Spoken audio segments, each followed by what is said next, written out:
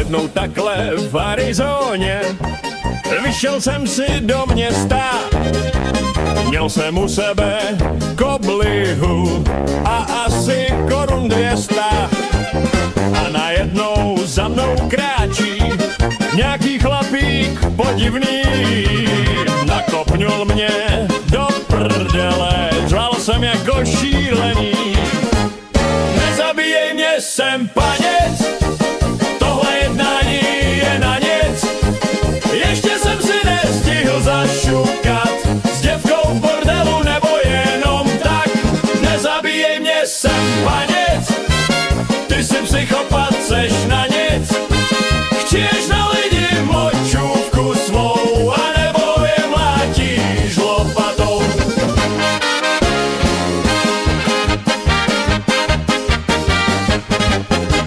Klečím na zemi a modlím se jak kurva v kostele, protože mě ten psychopat nakopal do prdele. Máchá kolem sebe puškou nebo zrezlou lopatou a já pořád opakuji jen tu jednu větu svou. Nezabíjej mě, jsem paněc, tohle jednání je na nic.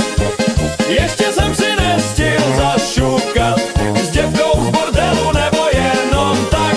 Nezabíjej mě, jsem paněc, ty jsi psychopat, seš na nic. Chtěš na lidi močůvku svou, anebo je mlátíš lopatou.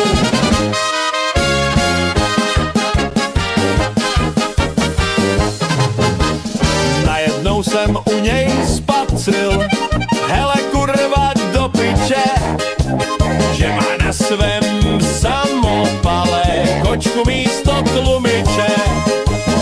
Už jsem se s tím smířil, že mě zamorduje kočička. Už mi neudělá dobře ani jedna kurvička. Nezabíjej mě, jsem paněc, tohle jednání je na nic.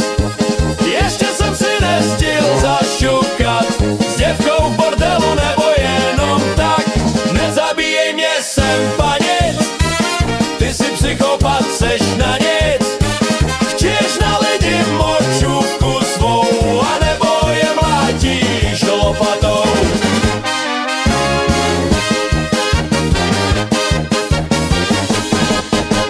Psychopat s kočkou na pušce přesně na mě zamířil.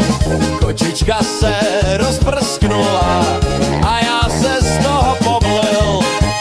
Pak vytáhnul lopatu přes palici, mě s ní praštil. Odskákala někam dopryč, to byl konec všech mých sil. Zabil si mě, byl jsem paněc,